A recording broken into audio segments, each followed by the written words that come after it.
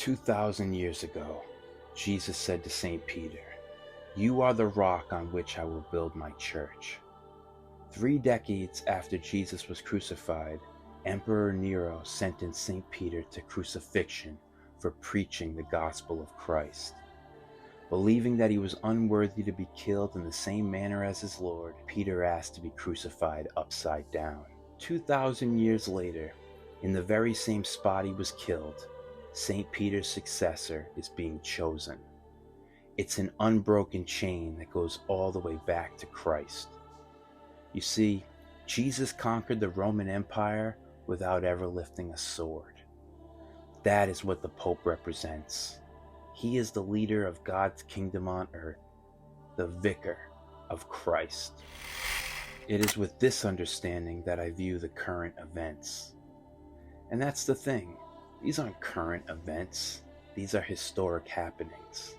This is one of those unique moments in time in which tradition pushes modernity into the past and defines the present and hopefully the future.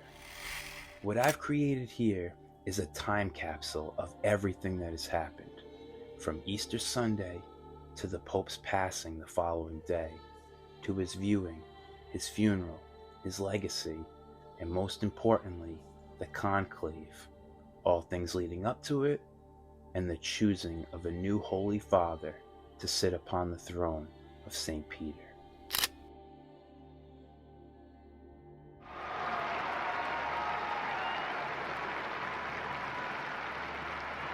Cari fratelli e sorelle, buona Pasqua.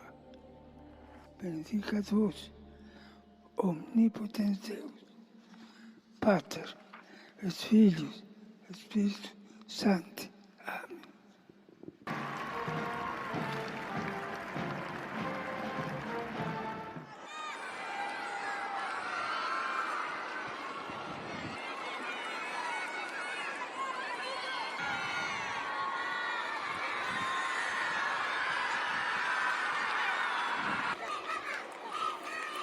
Pray for you every day.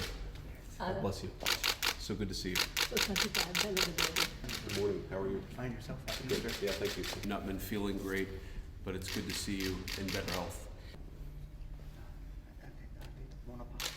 Anche buona Pasqua a lei. Io dice- Grazie. Thank you very much for your visit. Of course. And thank you for seeing me.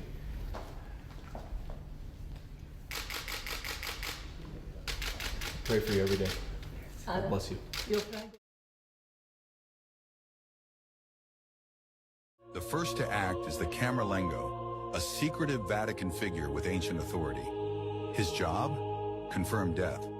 Not with machines, but with ritual. He takes a silver hammer, walks to the Pope's bedside, and taps him on the forehead 3 times. Then he speaks the Pope's baptismal name. If there's no response, the Pope is declared dead.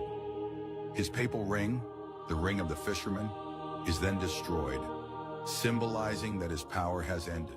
Know that the Pope's ring is destroyed after he died. It's called the Fisherman's Ring, and it is the most important piece of jewelry that the Pope wears. So when a new leader is elected, he gets a custom-made signet ring engraved with an image of St. Peter casting his net from a boat. And St. Peter was one of Jesus's apostles who was a fisherman before becoming the very first pope. The ring is placed on the ring finger of the right hand during the inauguration ceremony to symbolize his role as one of Peter's successors and the leader of the Catholic Church. Each ring is unique, with the Pope's name inscribed in Latin above the image, with some choosing ornate gold versions, while others, like the recent Pope Francis, chose to break with tradition, choosing instead this simple silver ring with a cross. For centuries, the ring also served as the Pope's official seal, using it as a signature basically to stamp wax on formal or official papal documents. Though this is no longer done. It's also traditional for clergy or even heads of state to kneel and kiss the ring as a sign of respect for the office. It is actually where the phrase "kiss the ring" originates from. After the Pope dies, the ring is then destroyed in a ritual, usually with a ceremonial hammer, to prevent forgeries and mark the official end to his authority. The Vatican is now in sede vacante. Bells toll. The world mourns.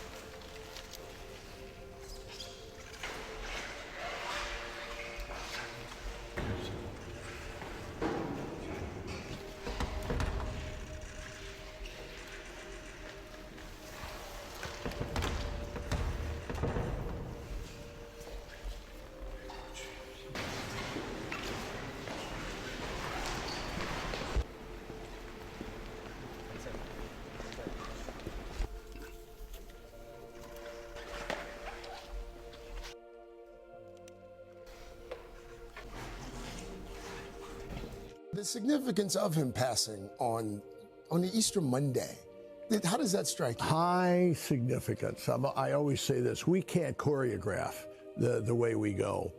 But if you could, this wasn't bad. So yesterday was the day that the Christian world celebrated resurrection, new life, that Jesus conquered death and shares his triumph with us. And then we wake up the next morning to hear that his representative here on earth, the Bishop of Rome, the successor of Peter, our Holy Father the Pope, had actually passed over, to borrow the word from our Jewish neighbors, from life here to life everlasting. You couldn't have choreographed it better. He was kind of into that. You know, we know Pope St. John Paul II was a trained actor. Cardinal Bergoglio, Pope Francis, was kind of like a natural. He kind of knew the power of symbols. He was very authentic. He was very sincere. He didn't want to put on a show, but it came natural to him, the hug, the kiss, the blessing, the smile. And so I think you'd almost think he had planned it, which we know he didn't, but God planned it, and I thank God for the beautiful way that he went. The legacy of Pope Francis, much like the opinion of the late Holy Father during his lifetime, is divided. The impression is that he was very liberal and modern, and was thus a major threat to the traditionalists, of which I, admittedly, am one. Some even take it further and say that Pope Francis was working with secret societies and the deep state to infiltrate the church. The problem with this opinion, however, is much of the evidence that is cited to prove it comes from mainstream media. And I have learned that one should never trust what the media says about the church. All they do is slander. They are lying degenerates who hate the church because we believe they should live a purer life than they do. And God forbid anyone ever tell them what to do, right? I have read things about Pope Francis that, if true, are antithetical and borderline heretical to Christianity. Nonetheless, I have come to realize that whenever I heard the Pope speak for himself, it was never as bad as the media depicted it.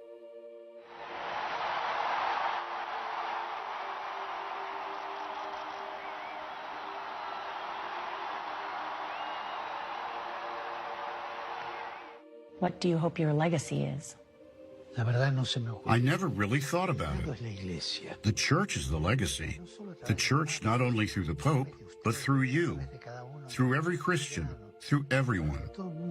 Personally, I get on the bandwagon of the church and its legacy for all. One of my favorite anecdotes that I've come across this morning, something that's going around, is a story of the Pope as he tells his mother back in the 1960s that he wants to go into the priesthood, and she says, please, I would suggest you study medicine instead. And he tells her, as the story goes, I'm studying the medicine of the soul. And then in his role as Pope, medicine, it would seem, for the church as well, those changes to refocus the church on different parts of the Catholic experience. Sometimes it was something that cheered liberals and distressed more conservative members of the church. But as you point out, there was a change in the tune, but not in the doctrine.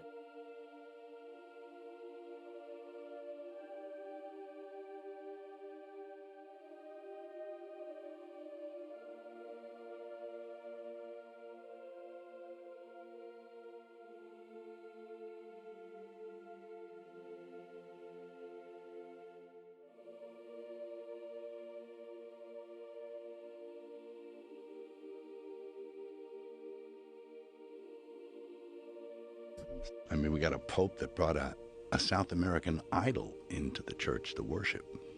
Really? He did. The Pachamama. He brought the South American, and he got. I don't know what that is. It's kind of like a South American god, Pachamama. Why would he do that? Good question.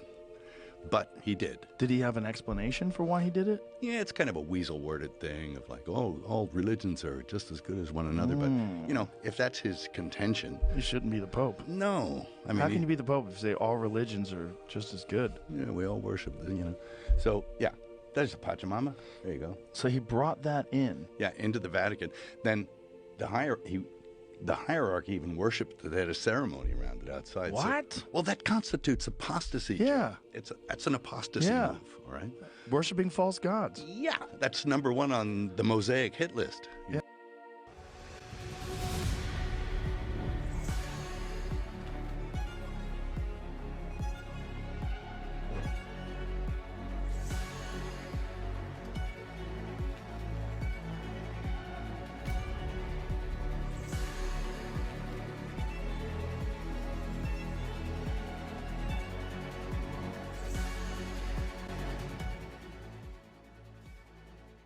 The Fourth Revolution, theorized by Klaus Schwab and the family of international finance, find in Bergoglio not a neutral spectator, which would itself already be an unheard of thing, but actually a zealous cooperator who abuses his own moral authority in order to support a destra outside the church, the project of the dissolution of traditional society. While ad intra within the church, he pursues the project of the demolition of the church in order to replace her with a philanthropic organization of Masonic inspiration. And it is scandalous. This applies to both, to civil and ecclesiastical world, confirming the pactum sceleri, the criminal conspiracy between the deep state and the deep church. It seems to me that in this conspiracy the role of the Jesuit has been decisive. It is no coincidence that for the first time in history, a religious of the Society of Jesus is seated on the throne of Peter. The Pope just passed away, and sadly, the very real reality is that there's a very good chance that he is not in heaven right now. He was teaching people that there are multiple ways to heaven, there are multiple ways to eternal life, and that all religions really believe in the same God, they just go by different names. But Jesus said, I am the only way to the Father. I am the way, the truth, and the life. I am sincerely hoping that he repented before he passed. Ultimately, my heart beats like God's when he said in Ezekiel, do you think that I like to see wicked people die? Of course not. I want them to turn from their wicked ways and live. People will call this judging, but it's not judging. It's exposing a false teaching and pointing people to the truth of Scripture so that they also don't believe in something that will send them to hell.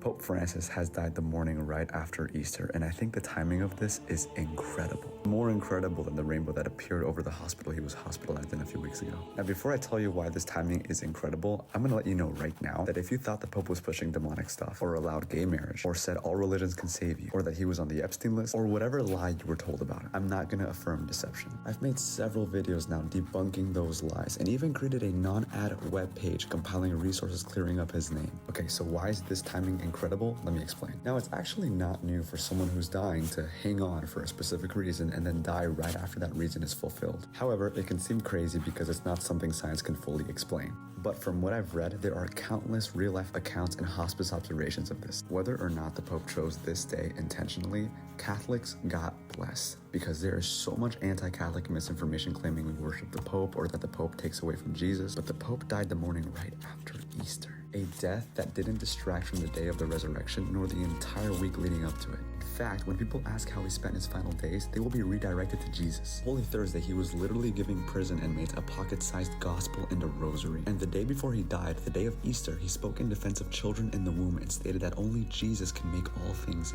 new. So please, pray for Pope Francis' soul to rest in peace, because the soul continues after death. And remember, time is priceless. What do you think Pope Francis would want you to do with your time?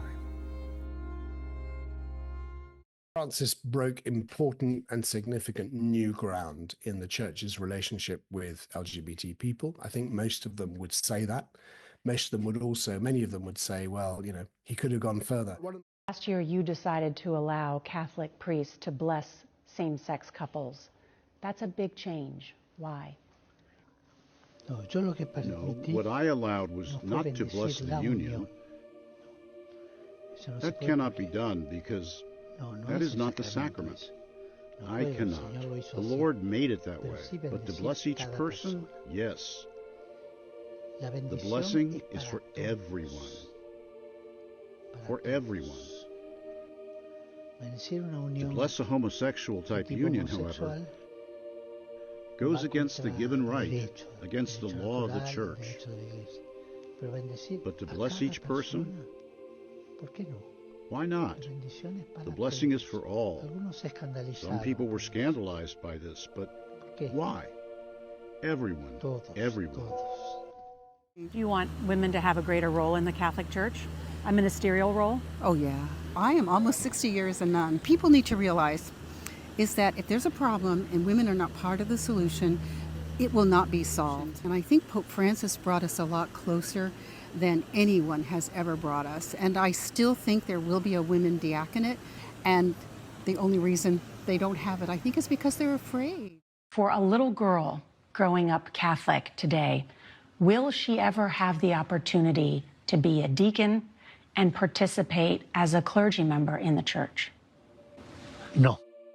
So the liberals would project all their own ridiculous opinions onto the Pope, even though the Pope clearly did not agree with anything they said or believe. People have said that Pope Francis was a theological liberal. Maybe so. But I'm not sure that that label really is helpful. I think to understand the hermeneutic, to understand his approach to the papacy, was that he saw himself not so much as a great intellect theologian like Pope Benedict was, or John Paul II, but as a pastor, one who tried to speak to the people as a shepherd. And I think that was his approach to the papacy. No one realizes just how poor Pope Francis was. After his death, even the cost of his funeral had to be covered by someone else. As the Pope, Francis technically received a salary of $400,000 a year from the Vatican, but he donated all of it to charity to help those who needed it the most, and he did not keep a single penny for himself. Francis' room was only 20 square meters, even smaller than many ordinary people's rooms. He refused to indulge in any luxury and didn't even enjoy the most basic material comforts. What is even more touching is that Francis' will truly reflected his lifelong commitment to simplicity. He wanted his funeral to be simple, with no special decorations, just the word Francis engraved in Latin. What few people know is that his possessions consisted of a pair of black leather shoes, handmade by an old shoemaker from Argentina, a $20 Casio watch, and a Bible. That's why the cost of his funeral will be covered by a donor.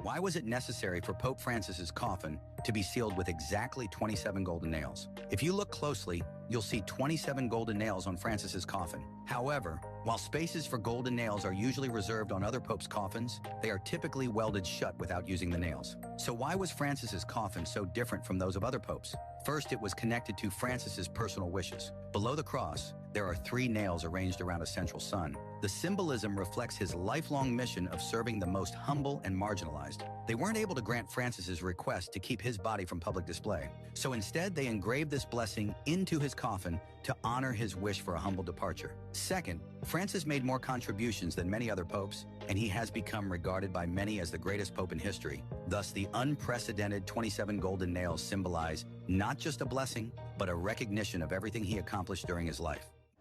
Guys, I am not exaggerating when I tell you that what I'm about to show you is only one half of one line to get in to see the body of Pope Francis this morning at 7 a.m.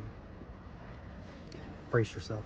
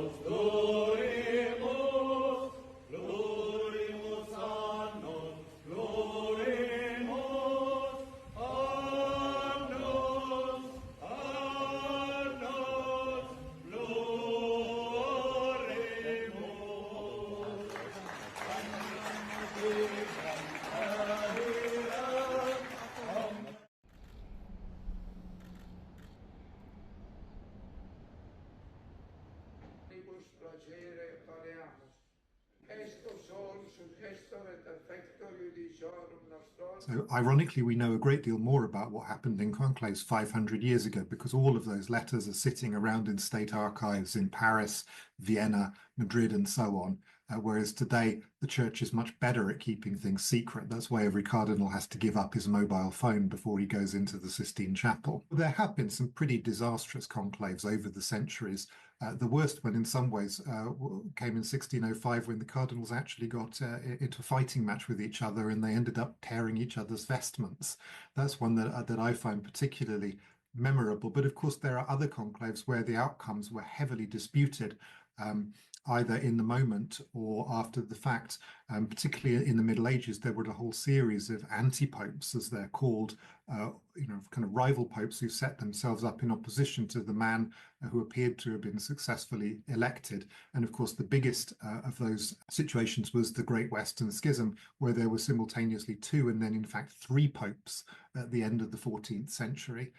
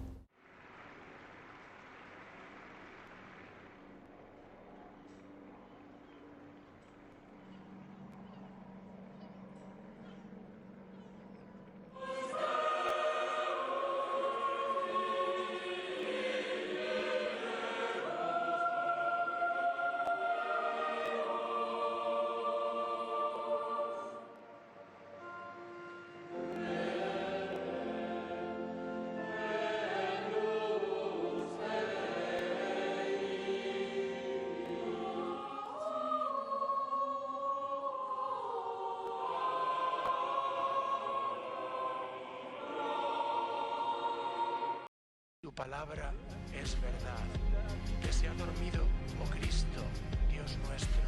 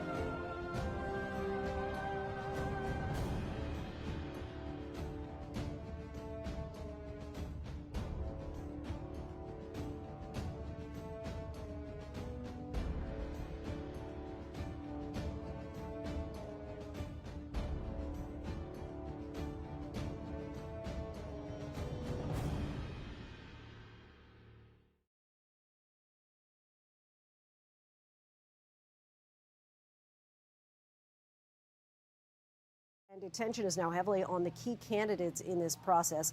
Filipino Cardinal Luis Tagle, the Archbishop of Manila, is one of them, emerging as a frontrunner to be the next pope. He was appointed by Pope Francis to lead an office in the Vatican that focuses on evangelization. For more on what this could mean for the Philippines, a country where 80% of the population is Catholic, and also what it could mean for the church at large.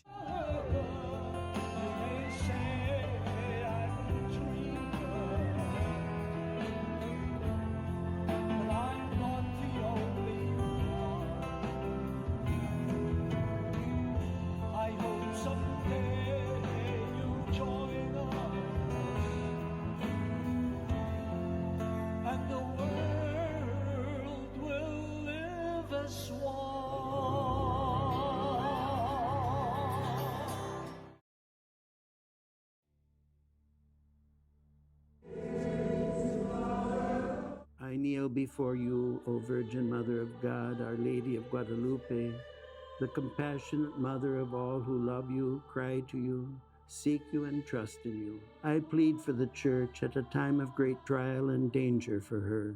I urge you to begin to pray the Novena prayer for the Sacred College of Cardinals, who on May 7th will enter into conclave to elect a new successor to St. Peter, a new shepherd of the Universal Church. As you came to the rescue of the Church at Tepeyac in 1531, please intercede for the Sacred College of Cardinals gathered in Rome to elect the successor of St. Peter, Vicar of Christ, shepherd of the Universal Church. At this tumultuous time for the Church and for the world, plead with your divine Son that the cardinals of the Holy Roman Church, his mystical body, will humbly obey the promptings of the Holy Spirit. Through your intercession, may they choose the most worthy man to be Christ's vicar on earth. With you, I place all my trust in him, who alone is our help and salvation. Amen.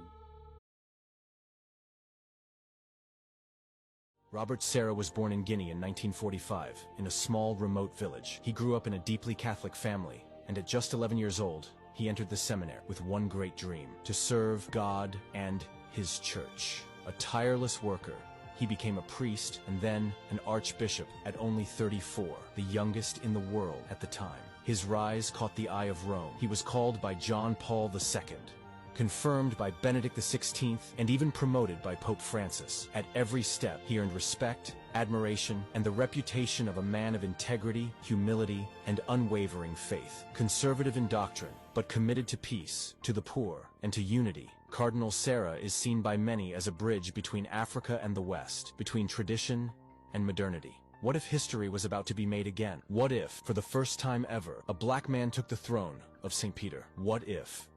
Cardinal Serra, I think, could spark, once again, a united enthusiasm. And I think that's a big positive. The big negative for Cardinal Serra is that he's 79.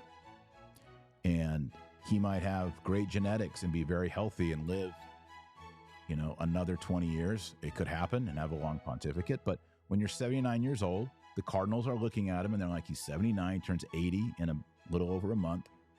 We're looking at a 5 to 10 year pontificate. It's a shorter pontificate.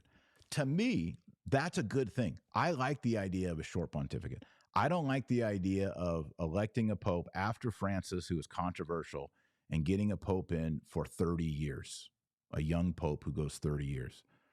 That makes me a little uneasy.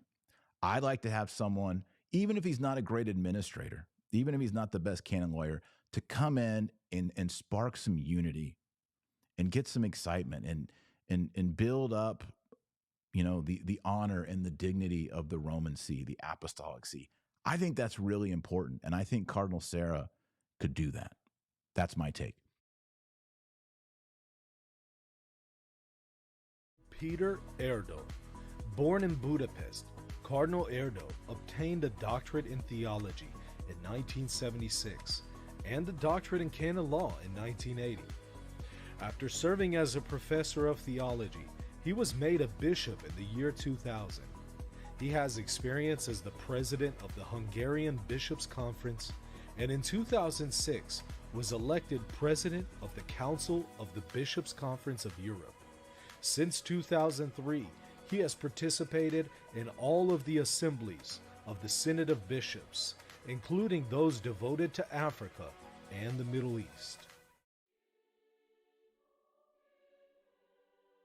In 2023, Pizzaballa's prominence was cemented when Pope Francis elevated him to cardinal. He's a Franciscan. Obviously, he's associated with the custody of the Holy Land. His outlook is Franciscan poverty, Franciscan simplicity, also rooted in the Holy Land. The Franciscan order and the Holy Land, they just go together. His theology emphasizes the centrality of Christ, the Eucharist, a deep Marian devotion, and the path of sanctification through suffering, reflecting challenges faced by Christians in the Middle East. I've heard from people that he makes sure that the Latin Mass is offered in Jerusalem. I already shared the quotes that he favors communion on the tongue, and he wants communion on the tongue to be the standard in Jerusalem. If he wants that in the Holy Land, maybe he would want that over the whole earth if he were the Pope. He also sees Jerusalem as the heart of the church. The Holy Land is called the fifth gospel. This is what ultimately the Crusades were all about. The Holy Land belonged to Christians. The Patriarch of Jerusalem oversaw the Holy Land for Christians. The whole region is Christian, and that's what it used to be. And then Islam came, Muhammad came with the sword and began to cut down the Christians and take over the region for Islam. And that conflict from the 600s up until the year 1000 is what created the explosion that was the Crusades. And the Christians had a right to that land, and they had a right to the Holy Sepulchre. Cardinal Pizzaballa, yesterday, leaving Jerusalem and getting ready to fly to Rome for the conclave. When you're a cardinal and you leave home to go to the conclave, you may not need that return ticket home. I was struck that after October 7th, that Cardinal Pizzaballa said he would be willing to offer himself in exchange for the Israeli children taken hostage. Look, that ultimately not come to be, but he has managed that very difficult situation quite well by all accounts, and that is certainly something in his favor. The thing that is not in his favor is he's 60 years old, so he's considered young. The most favored of the Papabile, however, and in my opinion, the most dangerous for the Church, is Cardinal Parolin. Who is Pietro Parolin? Pietro Parolin was born on January 17, 1955, in the small town of Schiavon in Italy's Veneto region. His father was a hardware store owner and his mother was a school teacher. At just 10 years old, Parolin faced the loss of his father, yet he never wavered in his faith. In 1980, he was ordained as a priest and went on to study canon law at the Pontifical Gregorian University in Rome. He later trained at the Pontifical Ecclesiastical Academy, serving in important diplomatic roles in countries like Nigeria and Mexico. In 2013, he was appointed Secretary of State by Pope Francis, becoming one of the most influential figures in the Catholic Church. Parolin speaks 4 languages fluently and is known for his diplomatic finesse. In his personal life, he prefers to live modestly, avoiding extravagance, and always sees himself first and foremost as a servant of the Church. When the cardinals arrived in Rome, they saw his style. It was stilted. It was not dynamic. It was not charismatic. And they said, this is not the guy to be the Pope. Number 2, you've got major Jewish rabbi influencers pushing Cardinal Parolin. That's a strike against him. Strike 3, he had a health emergency, a health crisis. I saw another report that said it was blood pressure related. So there had to be an intervention. A medical team came and assisted him for about an hour. That is not a good look when the conclave election begins in 6 days. I believe these 3 strikes, Cardinal Parolin is out. Outie fifed outie. This ends his candidacy, and it also puts the liberals into a tailspin because I think they've invested their time, social clout, their canvassing to make sure that Cardinal Parolin is the guy. I think he's out. I think they're going to be panicking. I think they're going to be looking at Zuppi, Gretsch, some of these others, but I don't know if they have the time or the numbers to galvanize behind a liberal Francis 2.0.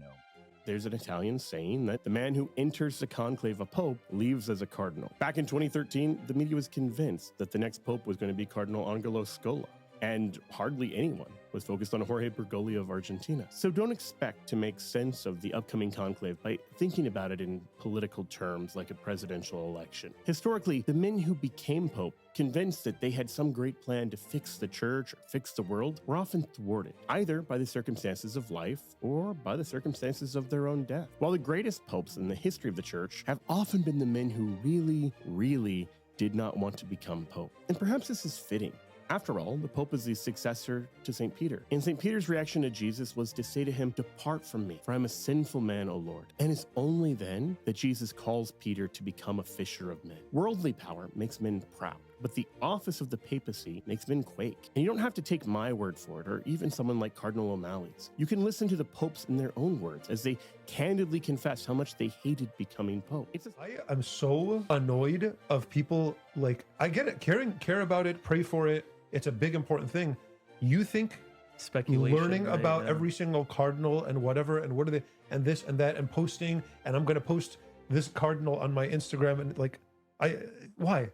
I know. You're making yourself anxious for no reason. Just whatever happens, happens. Pray, and then leave the rest to God. You know what's interesting about the church is a lot of the things that happen are really unpredictable. Yeah. Who predicted Pope Francis? Yeah. Name one person that predicted Yeah. he would be Pope. How many people predicted Pope Benedict? He was a well-known figure. He was the head of the CDF and stuff. He didn't think he was going to get it, that's for sure. Well, he was very popular. He was probably He much was more CDF popular guy. than Francis. Popular, but he also was a hated by prefect. some people. Yeah. And then And John then- Paul II, I don't think anybody had any No. idea what he was. Which of the 133 cardinals that are going to be gathered right there in the Sistine Chapel, who do you think could be a new To tell you pope? the truth, I'm kind of looking at the Augustinian Cardinal Prevost, who is American. Yeah, But he from hasn't lived in Chicago. America. He's from Chicago, right? But he hasn't lived in the States all this time. But Okay. he's been in Peru. He's been in other places.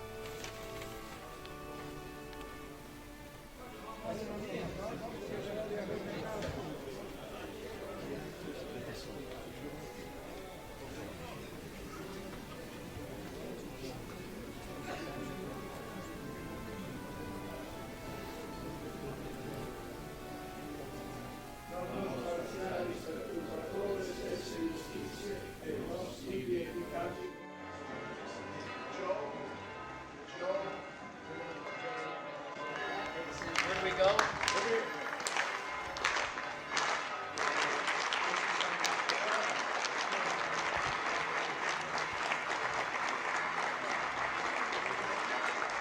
Looking at me. All right, ready?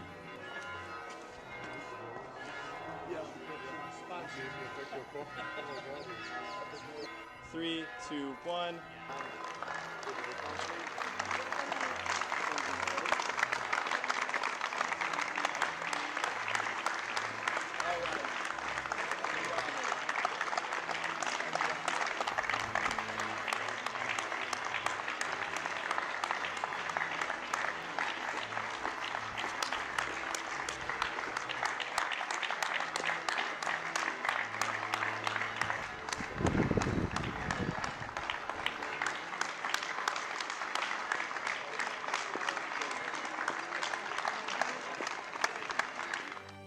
Ego Robertus Franciscus Cardinalis Prevost, spondeo vovio ac iuro, sic me Deus adjuvet, et ex sancta Dei Evangelia, que manu mea tango. Et ego Daniel Cardinalis Dinardo, spondeo voveo ac iuro, sic me Deus adjuvet, et ex sancta Dei Evangelia, que manu mea tango.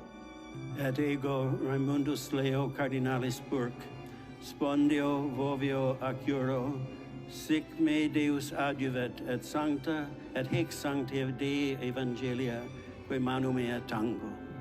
Et ego Timothy Cardinalis Dolan, spondio vovio ac iuro, sic me Deus adiuvit, et haec sancta Dei Evangelia quae manu mea tango. Et ego Jacobis cardinalis Harvey, spondeo roveo ac iuro, sic me Deus adiuvet, et haec sancta Dei Evangelia de manu mea tango. Et ego Blasius cardinalis Supich, spondeo voveo ac iuro, sic me Deus adiuvet, et haec sancta Dei Evangelia quae manu mea tango. Et ego Josephus cardinalis Tobin, spondio vovio ac iuro, sic me Deus adiuvet, et haec sancta Dei Evangelia quae manu mea tango. Et ego Wilton Daniel cardinalis Gregory, spondio vovio ac iuro, sic me Deus adiuvet, et haec sancta Dei Evangelia quae manu mea tango. Et ego Robertus cardinalis McElroy, spondio vovio ac iuro, sic me Deus adiuvet, et haec sancta Dei Evangelii quae manu mea tango. Et ego Kevin cardinalis Farrell, spondio voveo et ac iuro, sic me Deus adiuvet, et haec sancta Dei Evangelia qua manu mea tango. Robert Cardinal Sarah, Prefect Emeritus of the Dicastery for Divine Worship. In nomine Patris et Filii et Spiritus Sancti. Dominus, qui corda nostra dirigit in caritate et patientia Christi, sit cum omnibus vobis. Et cum spiritu. Spiritus Sancte Deus, miserere nobis, Sancta Trinitas unus Deus, miserere nobis, ora pro nobis.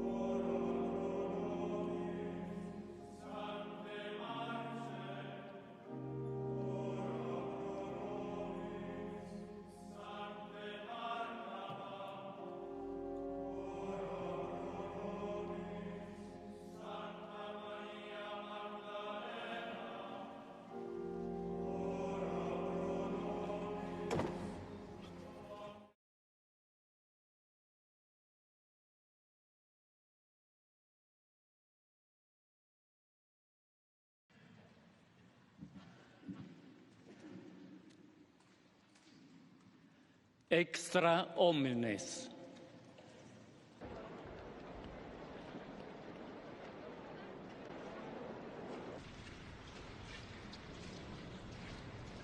This is a big moment, right? We're about to see this conclave begin. Those doors are about to close. The Vatican guards left behind to stand by outside that room. Let's just listen in.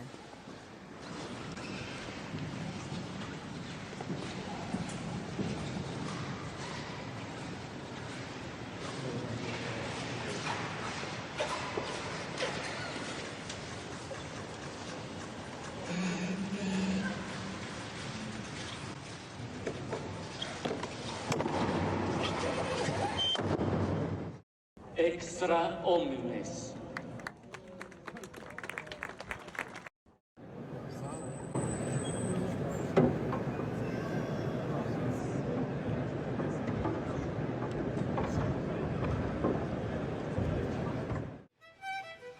The doors of the Sistine Chapel have been closed. Everyone has been called out, and the conclave has begun. Now they will meditate, reflect, and pray.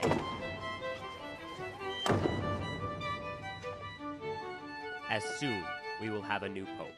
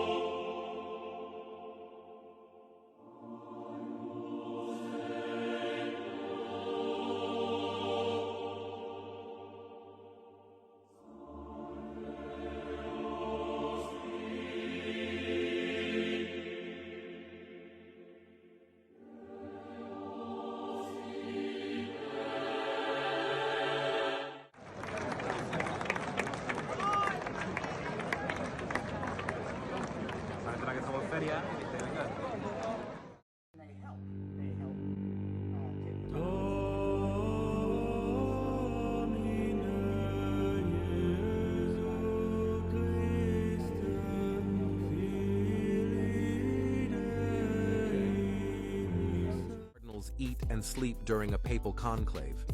When it is time to elect a new pope, the College of Cardinals are not allowed to leave the premises.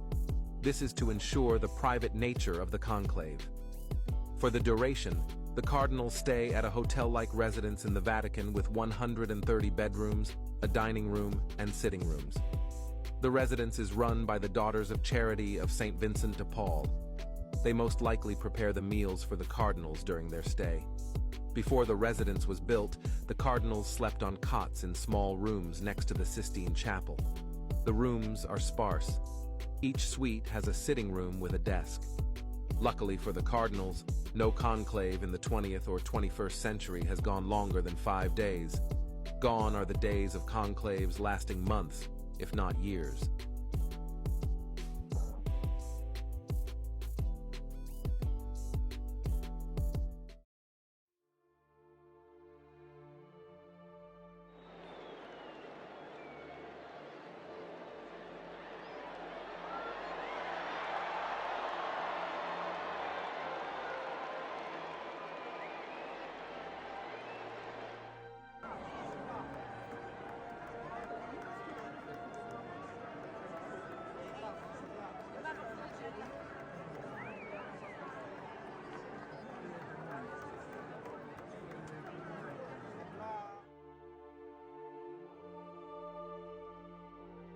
I have a bit of a hot take about the Pope, and that is that even if people are not Catholic, even if they don't like the Catholic Church or maybe even hate religion in general, they like the Pope and they need the Pope.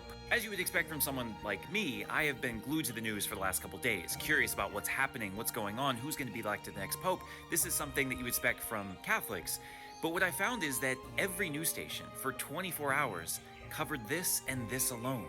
And it wasn't just a few Catholics that were interested, it seemed like the world was interested. Now, the cynical side of me says that it's no different from the royal wedding. It's a spectacle, it's something obscure, it's something that is odd to people and they want to watch and then they'll forget about the next day. And this very well could be the case. The pomp and circumstance, the mysteries of the church, it is intriguing no matter who you are. But I think there's something more to it, and this is my hot take. I think that even if people are not Catholic or not religious at all, there is a desire, there is a yearning in people's hearts for someone to believe in. I suspect if you were to poll the world, you would find that most people do not trust their leaders. This could be their political leaders, it could be their economic or social ones as well. They do not trust the people who are in charge, which doesn't bode well for a world that seems to be falling apart. They see that the people in charge only care about themselves. But what if there was someone different? What if there was someone who didn't care so much about himself but other people, that devoted his entire life to making the world better, who would stand up to dictators, who would get in the way of human rights violations, who would be a moral voice for our world that desperately needs it? I'm not sure if people will like this specific pope or the last pope or any individual pope, but I do think that people want a pope. They yearn for that figure who will show them that even if I'm a mess, even if the world is falling apart, there's at least one person who's doing it right. At least one person that's trying to make this world better and has the power to do so. More than anything else, and the reason why I think people watch with such anticipation is because he is a man that gives the world hope. My hope is that they will see where his hope comes from, that he is not a savior in himself, but he gets all his strength and his inspiration from the only one who can save us, Jesus Christ.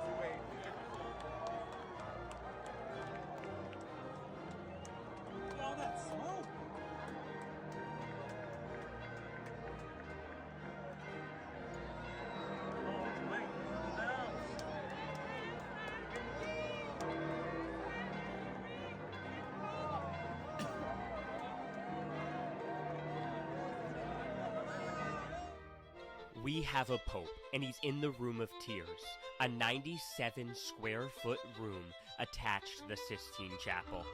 Once the pope is elected and accepts his responsibility as shepherd of the church, he selects a new name and heads to the Room of Tears to pray, reflect, and get ready to take on this new responsibility. As we prepare to meet the new pope, join us in praying for the next successor of St. Peter.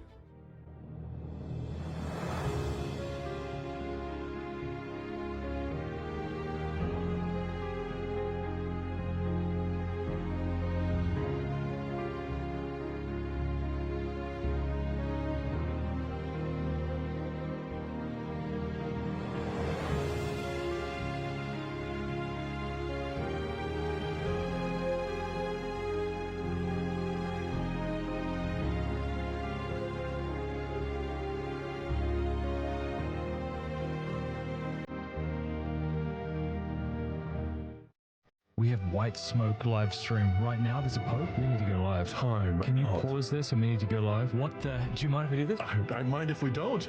Holy crap, Scott! What is happening?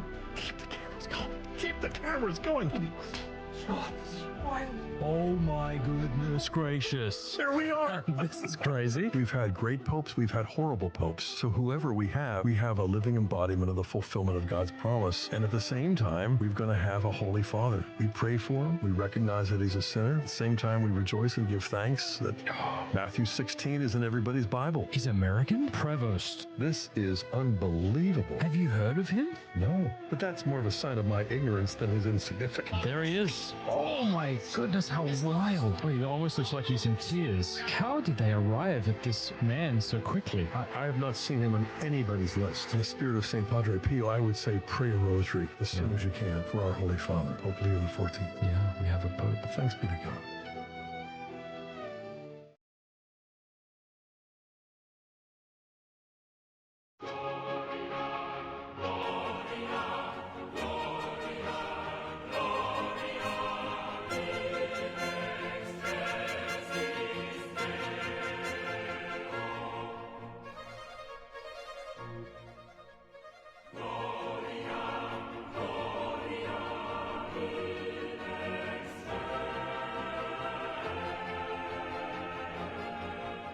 We see movement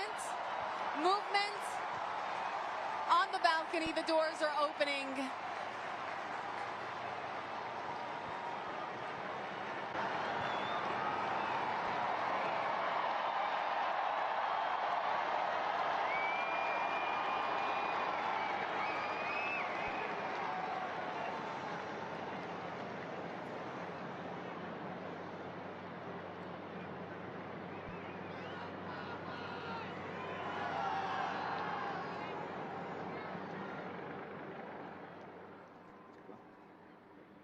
Annuncio vobis gaudium magnum.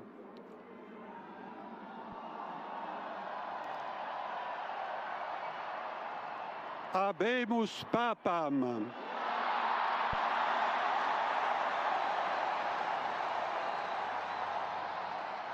Eminentissimum, ac reverendissimum Dominum, Dominum Robertum Franciscum, Sancte Romane Ecclesiae Cardinalem Prevost, qui sibi nomen imposuit Leonem XIV.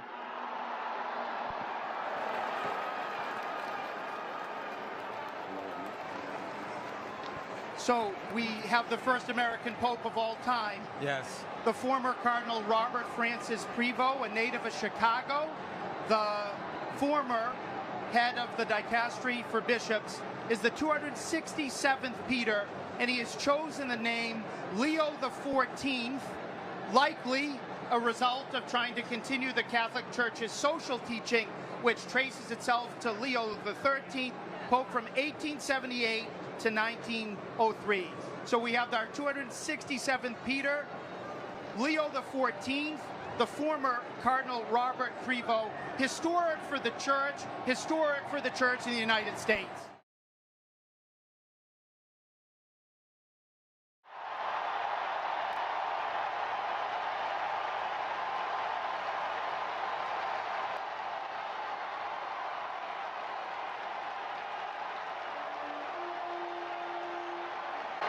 I'm going to turn on the volume, that he chose Leo XIV.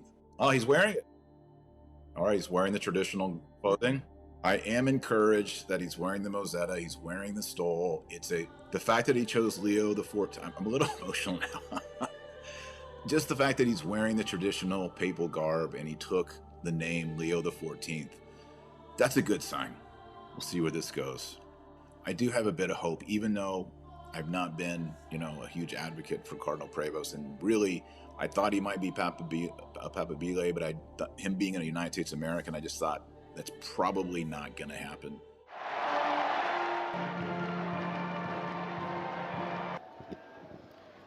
La pace sia con tutti voi.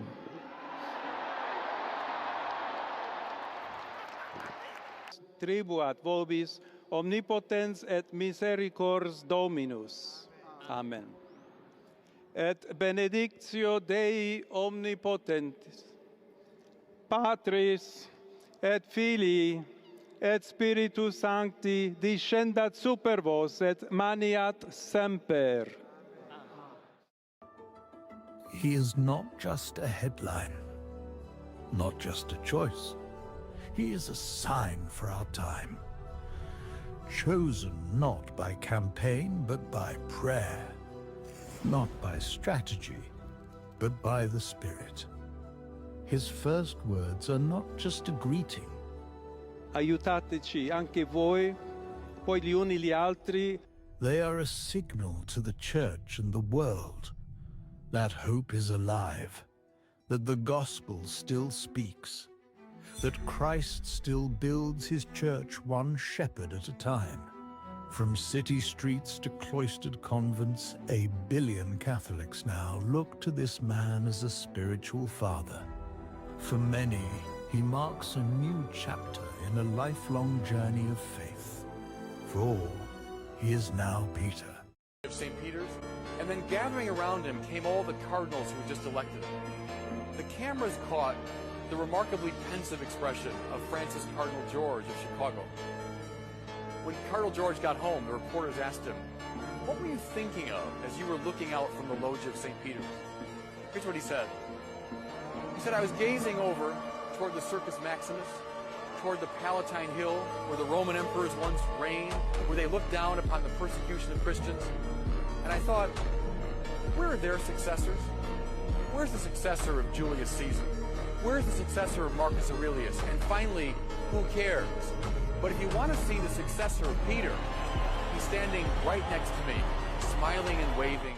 Have you noticed the black shoes of Pope Leo? This might be the most important reason for his election. During the first public appearance of the new Pope Leo, people found that he was wearing a pair of ordinary black shoes, and he abandoned the traditional gilded red shoes. What's more surprising is that these shoes are quite similar to those worn by the former Pope Francis. They were made by an old shoemaker from Argentina and cost less than $80. Even after becoming the Pope, Francis still wore these shoes on various occasions. In addition, the Victorinox watch worth $70 that Leo is wearing is just like the old Casio watch worth $20 that Francis often wore. They refuse to be influenced by material things. It is obvious that Leo is continuing the simple lifestyle of Francis. He often dined with the priests in the monastery and always washed the dishes by himself. When he was serving in Peru, he refused to ride in the bishop's special car and insisted on driving to purchase ingredients by himself. After becoming the Pope, his personal wealth was estimated to be zero, and he always remained simple and frugal. Now, this idea that the new pope is an acolyte of the previous one, that his papacy is going to be an extension of Francis's, is also getting ahead of the situation. If the new pope were so enamored of his predecessor, why didn't he do the only thing that we heard in public from Pope Francis about what he hoped for his successor? That he would take the name John the 24th, an extension of John the 23rd, known as the Good Pope, the Reformer, the Pope who brought us Vatican II, and lamented that it never produced the changes he'd hoped. All this noise has ignored the notion that there is actually very good news in what we know about this Pope, even if you don't care about the religious nature of the selection.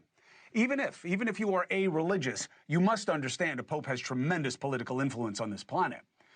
So it should matter to all Americans in particular that there is something about the Pope that matters very much to what's happening in America right now. In fact, I would say the timing is almost divine. And again, I am not talking about the fact that he was born here. I'm really surprised that I haven't heard anything about this. The first move from Father Prevost was, of course, picking his name, right? And in not choosing who Francis wanted him to, he picked a namesake that suggests real implications about what he will think about what's happening in this country in this moment.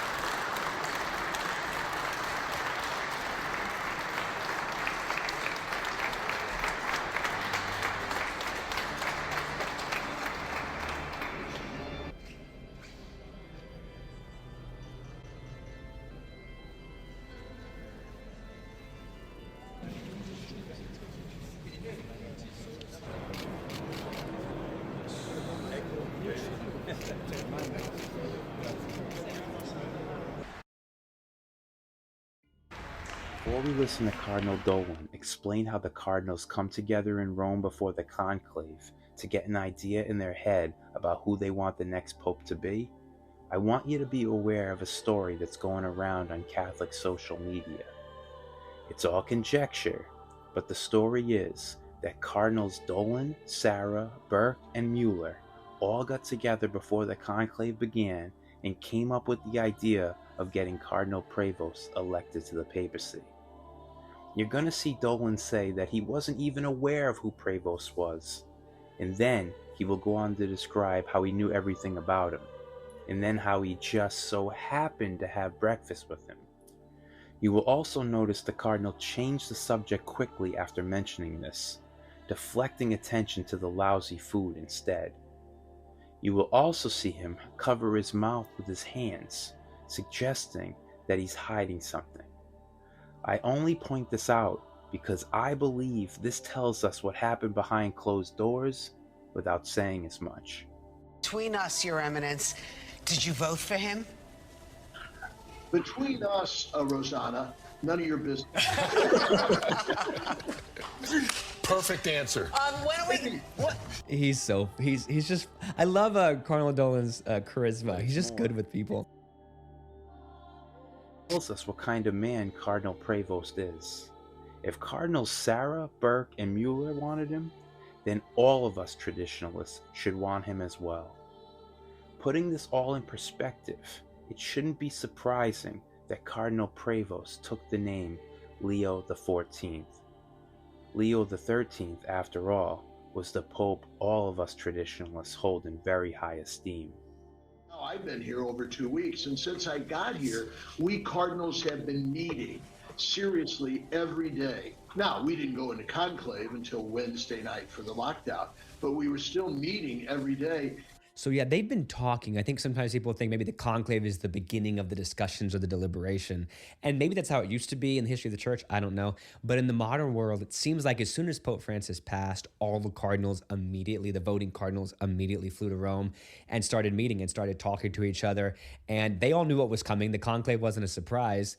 I'm sure they were saying, well, who do you guys think? Well, what are you all thinking is needed? What names are you throwing out? Getting to know one another, speaking about the challenges, the difficulties, the promises, the hopes of the church, and darn it, it paid off.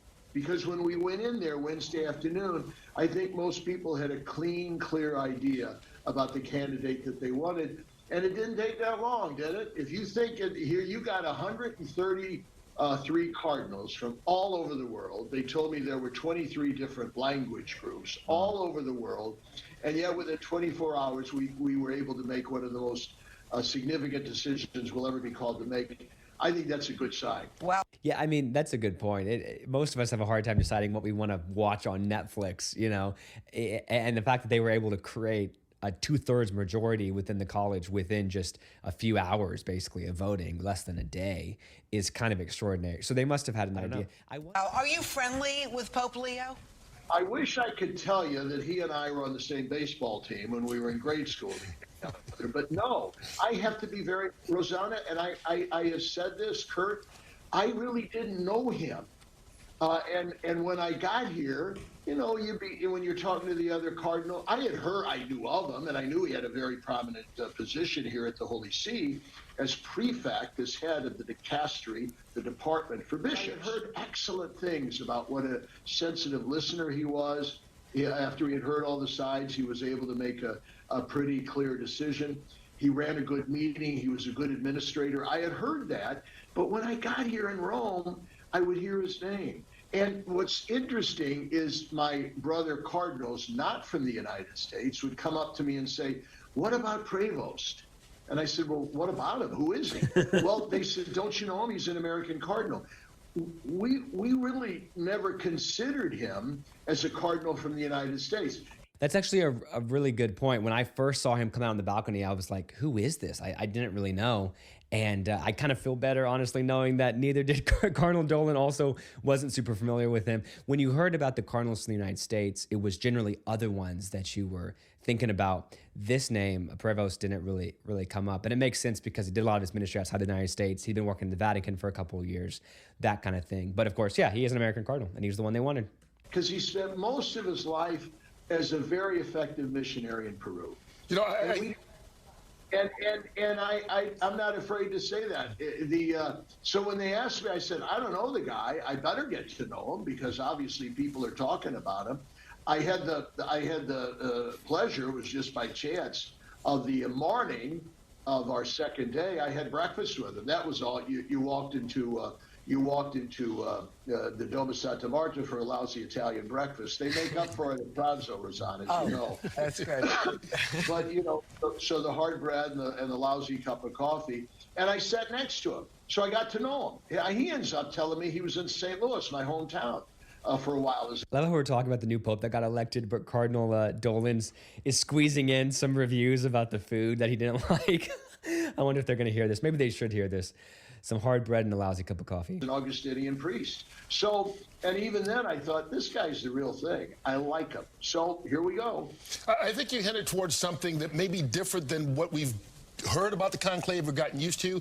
With modern technology and with cardinals getting together sooner rather than having to come from all over the world, you maybe have a candidate in mind when you get there because people know each other a little bit better than they did 100 years ago, 150 years ago. Do you think that had an impact when you got in the room and the voting started? Did he emerge as a candidate early on, or did he wind up being kind of more of a consensus guy? Well, Kurt, to use a Catholic word, bingo, you're onto something, all right? I think it was to his advantage that he wasn't talked about. I think it was to his advantage that he was a guy we didn't identify with any one trend or style within the College of Cardinals. I think it was to his advantage that they didn't really know he was from the United States. They didn't even know where he was from. He's sort of a citizen of the world, as we're a citizen of the world to come, not here. I think that was to his advantage, Kurt. So while you will understand I can't talk about the details and the intricacies of the conclave itself, let's just say that before we went in, I'm thinking that a lot of my brother cardinals shared my esteem for him simply because he seemed to have come from nowhere. Remember when they said about Jesus in the gospel after his first miracle and sermon, the people said, who's this guy? Where'd he come from? We kind of like him. We want to get to know him better. That seems to be what characterized Robert Francis Prevost, now Pope Leo. So he can't speak about the details, and I respect him keeping that confidentiality. But that question the host asked is one I think we all have. Was this the name going in? They were all like, okay, we think we can get him to a 2/3 majority. Or during the voting, was there not anybody else emerging and somebody threw out his name and he just got a lot of the votes pretty quickly? We don't know, and maybe we'll never know. But that is an interesting kind of question. And his emphasis on the fact that maybe him not being well known was kind of what helped him to get elected is kind of an interesting sentiment. So what do you think the message is with the election of him as the new pope? You know, there was a great headline today, Kurt and Rosanna. There was a great headline in the Corriere della Sella which is kind of one of the premier newspapers in Italy. And it simply said, un papa calmo, a calm pope, a serene pope, a peaceful pope, a shy pope. We could say a lot of loving words about Pope Francis. I don't think we'd use the word shy, okay? But with him, everybody's sort of saying, he seems kind of thoughtfully pensive. He seems to take things in. Yeah, you kind of saw that maybe when he came out on the balcony. I mean, I don't want to interpret things too much too early, but he seemed just kind of to peacefully be looking at the people. You kind of see some tears, understandably, coming down, his cheeks. But there wasn't this grandiose kind of like, welcome guys, I'm the new Pope. That really wasn't the sentiment. It was very, very calm, and he was there just kind of taking in the moment. I mean, before this, Bishop Barron had said he was kind of hoping for a quiet papacy, that he thought that might be good right now in the church. And so it's kind of interesting that the headline was a calm pope, a peaceful pope. Again, very early to necessarily make that judgment, but it's curious that that's sort of what seems to be coming out at this moment.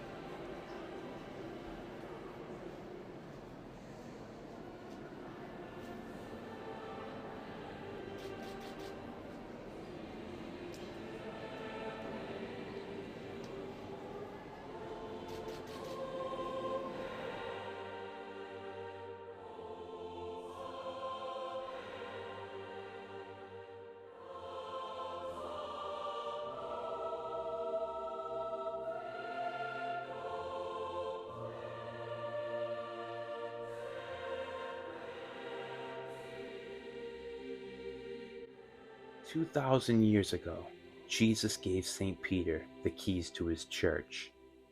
Those keys are now safely in the hands of Pope Leo XIV. And as I say this, I feel a tremendous sense of peace come over me as I watch tradition continue.